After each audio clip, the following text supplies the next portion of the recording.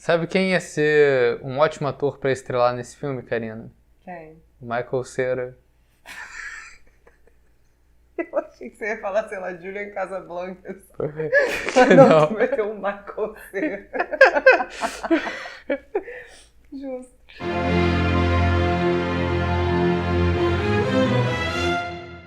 Olá pessoal, bem-vindos a Trecheira Violenta. Eu sou Osvaldo, essa é a Karina.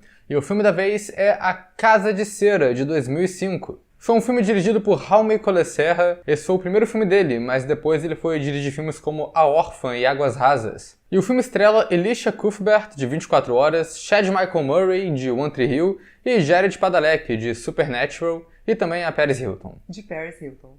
A Casa de Cera é um remake de um filme clássico dos anos 50 que estrela o Vincent Price, mas é um remake praticamente só de nome mesmo, porque a história não tem nada a ver. O que, na real, acaba sendo uma coisa boa aqui. O filme original é sobre aquele clássico personagem do Vincent Price, que é o vilão de terror incompreendido, o cara que foi injustiçado na vida e que por isso acabou se tornando um assassino. O Casa de Cera de 2005 é um tanto quanto mais surtado e bem diferente desse. Esse filme é parte daquela leva enorme de remakes que aconteceram nos anos 2000, que a gente geralmente chama aqui no canal de remakes sombrios. Depois do sucesso do remake de Massacre da Serra Elétrica, que fez tudo mais sombrio, mais sujo, mais brutal, os produtores de Hollywood começaram a reviver todas as franquias possíveis nesse cenário mais sombrio, mais sujo, mais gore, mais violento, mais brutal, até os filmes que não faziam sentido, como A Casa de Cera. E pro que vale, eu acho que esse é um dos melhores filmes dessa leva de remake sombrio que tem. É engraçado porque esse filme é tipo pegar aqueles brinquedos de criança de encaixar a forma geométrica, e aí você pega o quadrado e soca no buraco do círculo até ele caber. Porque ele tá pegando aquela trama completamente aleatória lá do Museu de Cera e socando ela até não poder mais no modelo de trama dos caipiras assassinos, que o remake do Massacre da Serra Elétrica e o Pânico na Floresta popularizaram. E esse filme tenta tanto ser o remake do Massacre da Serra Elétrica que chega a ser constrangedor, mas ao mesmo tempo ele consegue ser um dos filmes mais originais da leva de remakes sombrios. Isso é uma parada mirabolante aqui. Mas antes de falar mais dele, vou pedir pra vocês se inscreverem no canal se vocês não forem inscritos ainda. Comentem embaixo se vocês já assistiram o remake da Casa de Cera, o que vocês acham desse filme. Também deixem outras recomendações de filmes pra gente falar aqui no canal e acompanhem a gente nas redes sociais, os links estão aí embaixo na descrição do vídeo. Também vamos deixar aqui o aviso para vocês serem membros da Trecheira Violenta, porque esse filme foi escolhido pra gente estar falando aqui pelos membros do canal em uma votação que rolou e que ele ganhou disparado, porque aparentemente é um filme que a galera gosta muito. Então se vocês quiserem também votar em filmes pra gente falar aqui no canal, sejam membros da Trecheira. E também vou liberar aqui o aviso de spoilers, porque esse é um filme que já saiu faz algum tempo, então não precisa de spoiler zone aqui, né? Só vamos falar do filme e é isso daí. Então,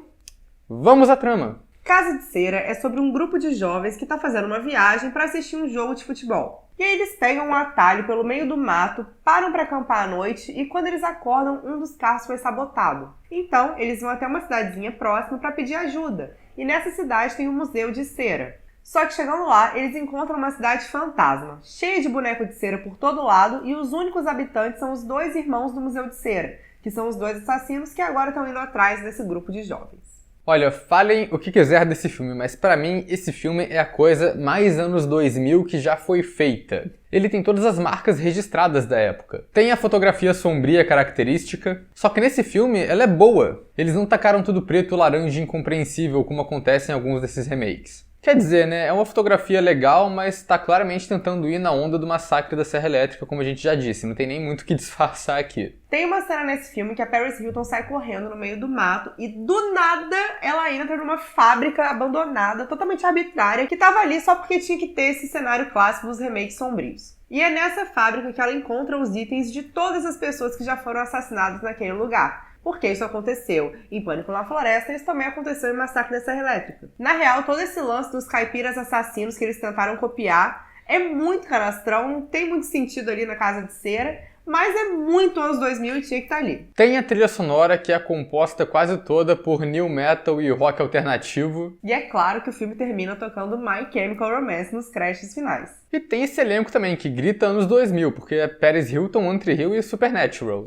Mas eu acho que na época o Supernatural ainda era o Gilmore Girls, porque em 2005 o Supernatural tava estreando ainda. Inclusive por isso que ele é o primeiro a morrer, porque se ele já tivesse fazendo o sucesso do Supernatural, o Jared Padalecki ia ser, na verdade, o bad boy que ia ficar no final do filme, e o Chad Michael Murray que ia ser o primeiro a morrer, coitado, já flopado. Um filme que saiu naquele momento muito específico entre One Tree Hill e Supernatural, onde o Chad Michael Murray ainda era o mais famoso. Exatamente. Tem um found footage completamente gratuito, que é um clichê obrigatório dos anos 2000, tem que ter um personagem que tá gravando tudo com uma câmera sem muito motivo, só pro diretor poder ficar cortando para aqueles planos ponto de vista da câmera, que raramente são úteis no filme. Nesse filme a câmera meio que desaparece, ela volta no final pra ter uma conexãozinha ali, mas ela acaba que nunca é muito útil pra trama, mas tem aquela cena clássica de found footage, que eles aproveitam o ponto de vista pra mostrar a câmera gravando todo mundo do grupo dormindo, e pra você pensar, nossa, então tem um invasor aí segurando a câmera, então tem essa cena. Esse filme veio um pouco antes da onda de torture porn que veio com a franquia Jogos Mortais e o Albergue, mas ele ainda pegou alguns elementos disso, porque afinal de contas ele é um clássico slasher dos anos 2000. A cena mais torture porn do filme é quando o assassino cola a boca da protagonista com super bonder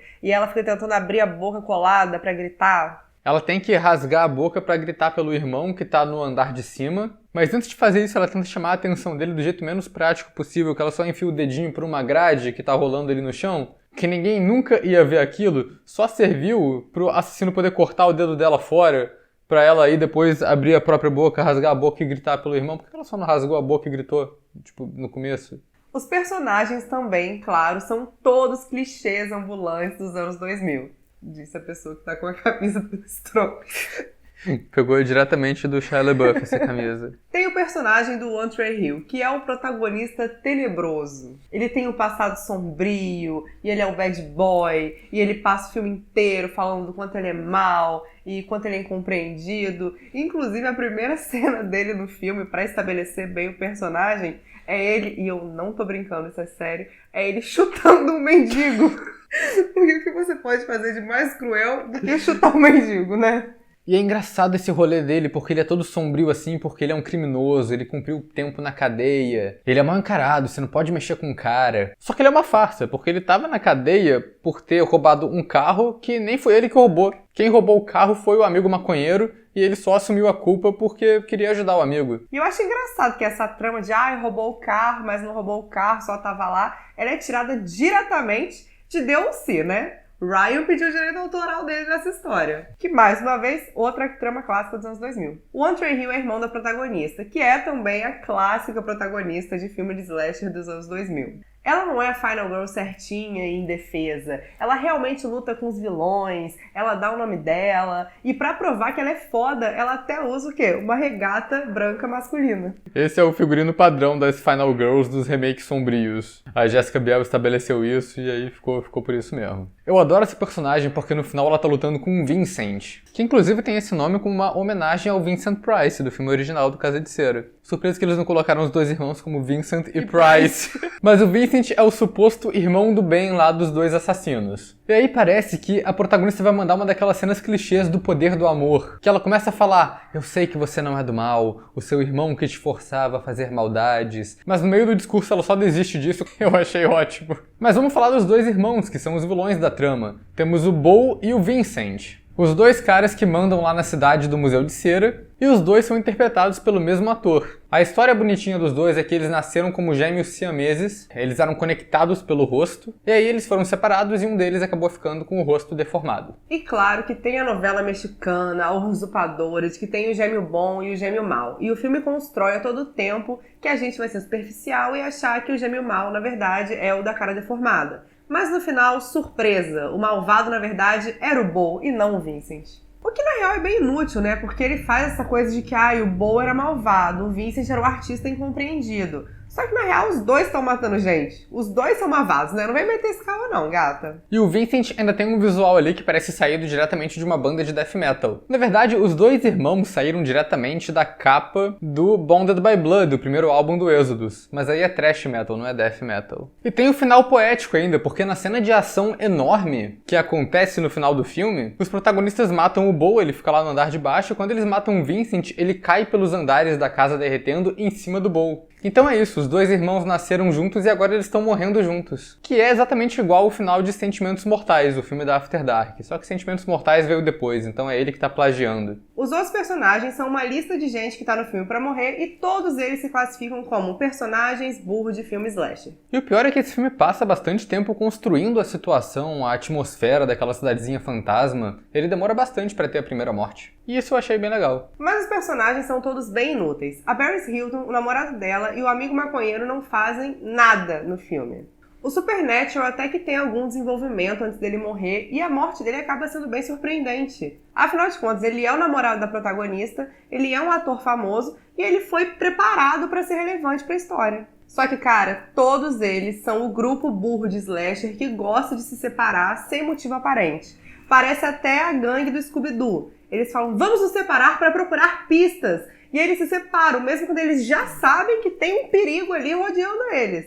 O Supernatural, na real, tem o pior momento de burrice, porque ele decide, por conta própria, entrar na casa do cara suspeito pra mijar, e ele não só vai ao banheiro, ele fica bisbilhotando a casa. Ele não precisava nem ter entrado na casa, né? Porque se ele quer ir lá pra mijar, cara, você tá numa cidadezinha cercada de mato, mija numa árvore. E tem também o personagem do Damon Harriman, que de toda essa lista, ele talvez consiga ser o mais anos 2000 de todos. Ele é o cara que dá carona e leva a protagonista e o namorado lá pra cidadezinha. Só que ele é um personagem saído diretamente da família do remake do Massacre da Serra Elétrica. E é aquela caracterização óbvia de caipira, nojento, grotesco, todo sujo, esquisito, e aí mexe com carcaça no trabalho, age de forma suspeita o tempo todo. Mas o Damon Harriman fez esse personagem tão bem que isso meio que impulsionou a carreira dele em Hollywood. Esse cara faz um personagem recorrente em todas as temporadas de Justified, que é uma das minhas séries preferidas, e por acaso eu li uma entrevista com ele que ele fala que ele tinha tentado a sorte em Hollywood, tinha dado errado,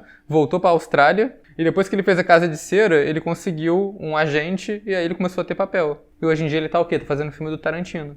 Que ele fez o Charles Manson lá no Era Uma Vez em Hollywood. Olha só, gente, a lição que a gente tira disso. Não desistam dos sonhos de vocês.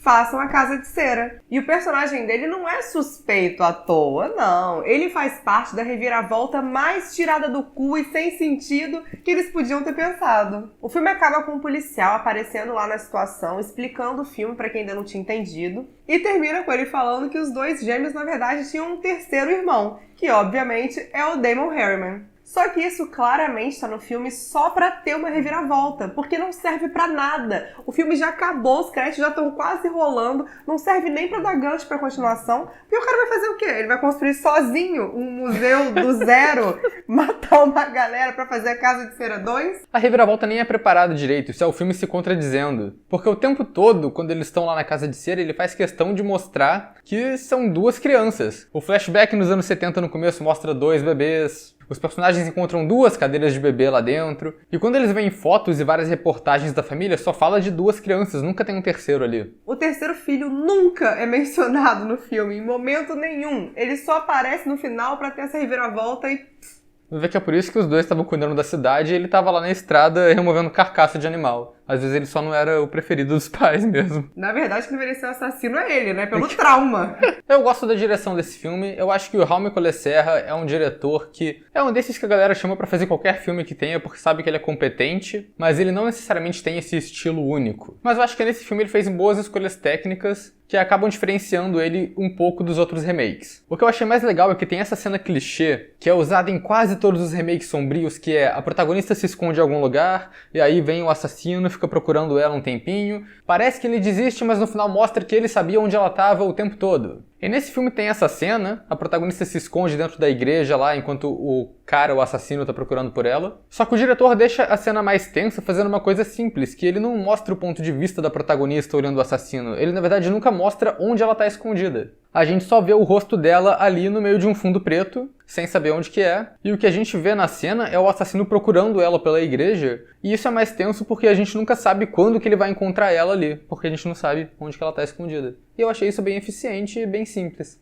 Ele repete a mesma coisa com a cena do cinema, em que os protagonistas entram na sala que tá passando Whatever Happened to Baby Jane, que aliás é um filme maravilhoso, e se camuflam com os personagens de cera que estão ali na plateia. E mais uma vez nessa cena, a gente acompanha mais o assassino ali perdido procurando os dois, do que os dois mesmo que estão fugindo. Então é interessante ver essa virada no jogo, assim. E os protagonistas usando os bonecos de cera a favor deles, né? Uma vez que foi o vilão que colocou eles ali. Tem essa cena inicial do filme, que é o flashback mostrando as crianças nos anos 70, que eu acho que também tem uma escolha estilística legal ali, porque ele grava a cena toda em plano detalhe. Então não mostra o rosto de ninguém e ele conta tudo o que a gente precisa saber ali só pela ação dos personagens filmadas em um close bem fechado. Mas claro, como é um remake sombrio, tem que ter sustos estúpidos. Inclusive o susto clássico do espelho, porque né, tem que ter. Mas ele tem também um susto bem legal com o cachorro, quando o Supernatural vai mexer com o cachorro achando que é de cera, e na verdade o cachorro mexe. Parece até aquele vídeo clássico do Ozzy no Museu de Cera dando susto nas pessoas. É bem maneiro.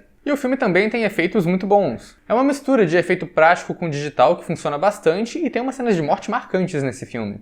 Eles pegam toda aquela engenhoca, bem no estilo Jogos Mortais, pra jogar cera quente nas pessoas vivas e transformá-las em boneco de cera. E aí tem a famosa cena de morte do Jared Padalecki, que ele tá estático, que ele fica paralisado com a cera e aí cortam um pedaço da cara dele, e é um efeito bem maneiro, cara. As outras cenas de morte são muito boas também. Tem uma decapitação que é bem marcante, tem a cena da Paris Hilton levando o cano na testa, é tudo bem feito. Pra mim, a cena da Paris Hilton levando o cano da testa é tipo The Face of Terror anos 2000. Defina Terror anos 2000 em uma imagem, é a Paris Hilton fazendo negócio na testa. Mas acho que os efeitos desse filme também são muito bons pelos props, com todos os manequins de cera, com parte humana por baixo, e no final, quando eles começam a derreter a pele e vai sumindo e mostrando os restos mortais das pessoas, tudo isso é muito bom. Todo o final do filme que tem a casa de cera derretendo e os personagens ainda lá dentro tentando lutar pela vida contra os vilões, é muito surreal, é muito único e tem um efeito muito maneiro, é bem inesquecível. E vamos pro último aspecto importante aqui do filme, que eu acho que é o mais impressionante de todos, porque ele tem um design surpreendentemente bem feito. A cidade deserta é muito boa, com todas aquelas coisinhas tipo animatrônico de cera que abre a cortina, e todos esses lugarzinhos diferentes habitados por figuras de cera. A cidade toda me dá uma vibe bem episódio antigo de Twilight Zone, e isso é muito bom. E também gera algumas perguntas dessas de trama, né? Do tipo, quem que paga a luz dessa cidade? Como ninguém sabe que esse lugar existe ainda? Quem que reinicia o projetor do cinema que tá sempre passando Whatever Happened to Baby Jane? Mas aí a gente releva, né? As figuras de cera também são muito bem feitas e elas são uma parte muito importante do filme. Elas estão lá o tempo todo. E é muito doido porque eles não chegam a ser bonecos de cera realistas, esses que parecem pessoa mesmo. Eles têm esse aspecto meio esquisito e isso adiciona bastante na atmosfera do filme. E a casa de cera é muito boa também. Acho que esse lugar foi o auge do remake sombrio, porque é um ambiente muito criativo. Essa casa que é toda feita de cera, tudo dentro dela é objeto construído de cera, e no final tudo começa a derreter, porque o lugar tá pegando fogo e a cera derrete. É um lugar muito bem feito, tem toda uma cena de encerramento nesse filme que é muito legal, e eles até conseguem sair dela pelo letreiro marcante escrito House of Wax lá na frente, então é um bom uso dos elementos do filme ali.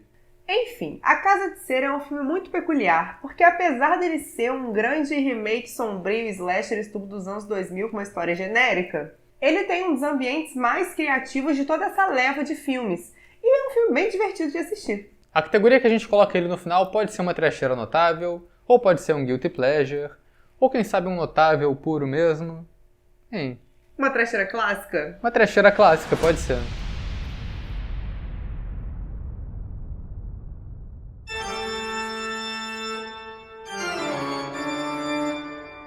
Só uma curiosidade aqui, esses dias eu estava conversando com pessoas que não são fãs de filme de terror, e eu falei de Casa de Cera, porque a gente tinha acabado de assistir esse filme, e aí a cena que elas mais lembravam era a do dedo cortado, você acredita? Nossa. Fiquei passada. Pra isso, né? Pra isso que a Elisha Cuthbert perdeu o dedo. Foi pra isso. É.